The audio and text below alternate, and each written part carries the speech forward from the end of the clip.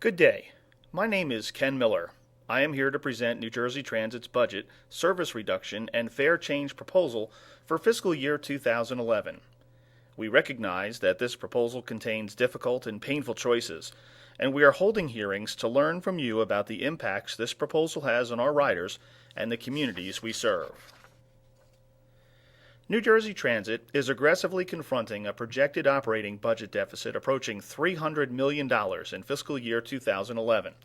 We recognize that the actions we are taking to begin closing this gap are difficult, but New Jersey Transit cannot depend on another round of federal stimulus and other one-time federal transportation funding, $159 million of which was used in the current fiscal year to help bolster our operating budget. In addition, New Jersey Transit is facing cost increases for fuel, parts, and vendor contracts, and ridership has declined system-wide by about 4%, which in turn has significantly decreased fare revenue.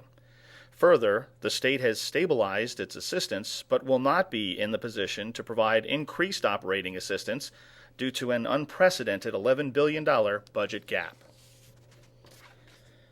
New Jersey Transit is not the only transit agency facing this type of budget challenge. In fact, 4 out of 5 transit agencies across the nation have seen decreases in funding sources, with many addressing the shortfalls through fare increases, service cuts, or a combination of both.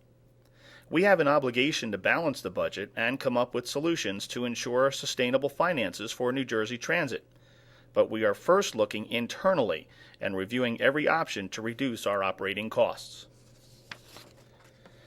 New Jersey Transit has identified a total of more than $30 million in internal reductions. Earlier this month, we implemented an emergency spending freeze, and we are reducing our workforce by more than 200, as well as cutting executive salaries and reducing the corporation's contributions to employee 401k accounts. These actions are in addition to hiring and salary freezes that began in fiscal year 2009, as well as unpaid furloughs in the current fiscal year for administrative and management employees. While we continue to identify more cost-cutting opportunities, the budget gap cannot be closed by internal efficiencies alone, and therefore we've announced a proposed service reduction and fare increase plan. The service reductions, valued at approximately $24 million, attempt to maximize cost savings and impact as few customers as possible by matching service with ridership demand. Under the proposal, rail service would be reduced 4%, with the number of weekday trains decreasing from 725 trains to 695 on a typical weekday. Light rail service would be reduced system-wide from 1,144 trips to 1,058 trips on weekdays, and from 560 to 422 trips on weekend days. And 30 bus routes would be eliminated in their entirety, and 1 would be significantly curtailed.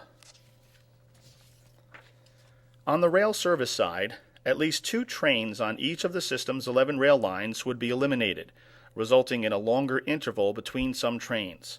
Some lines will see a few more trains eliminated. For example, on the Montclair-Boonton line, Montclair trains that shuttle riders west of Montclair State University would be eliminated. On the Atlantic City Rail line, 4 trains would be cut on weekend days. The rail service changes would take effect no later than June 30th, 2010.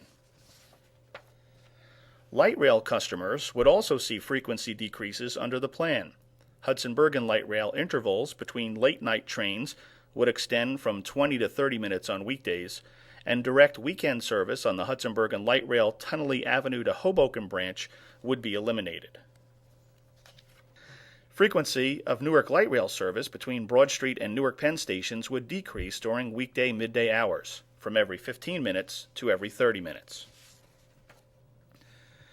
On the River Line, select double-car trains would be operated with a single car. In addition, late-night trips between the Entertainment Center and Pennsauken Route 73 stations would operate for concerts and special events only, rather than nightly. This information is available online at NJTRANSIT.com/budget. Turning to bus service, New Jersey Transit's proposal calls for service to be discontinued on 3 New Jersey Transit-operated bus routes, the number 68, the number 134, and the number 138. Several local routes operated by private carriers under contract to NJ Transit will also be discontinued. In addition, Wheels minibus service would be discontinued in all counties. Wheels is a legacy program that was implemented to connect people in non-urban areas to places such as rail stations. The program has exhausted its original federal funding and is underutilized in most areas of the state. In addition to these proposed service changes, New Jersey Transit is planning additional cost savings through bus service reductions effective April 3rd. Bus customers will experience reduced service frequency on about 50 routes system-wide. In most instances, the interval between scheduled bus trips would grow by a range of 5 to 20 minutes. This information is also available at NJTRANSIT.com/budget. Turning to the fare plan, the proposed fare changes effective May 1st would increase fares by 25% system-wide.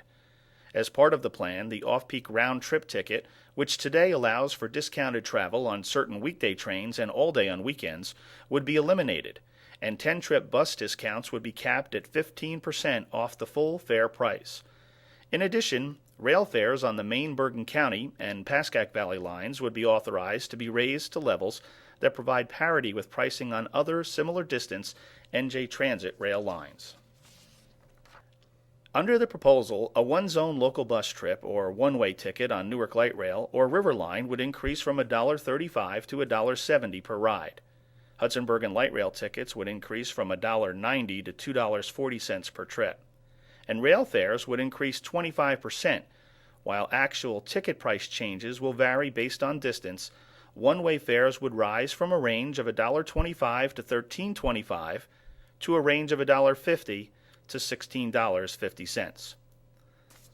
We have always worked hard to keep local bus fares below the regional average. At a proposed $1.70 per ride, one-zone local bus trip fares remain lower than base fares on transit systems in New York, which are $2.25, and Philadelphia, which are $2. In addition, the plan preserves important discounts for seniors, customers with disabilities, and students, and also continues existing interchangeable features that allow customers who use weekly or monthly rail passes to travel on light rail and buses without paying additional costs. This proposal will adjust the amount of operating costs covered by passenger fares from about 39 cents to about 46 cents for every dollar, comparable to the level in 2002. While assuming a 5% decline in ridership, the plan would be expected to generate an anticipated $140 million in revenue.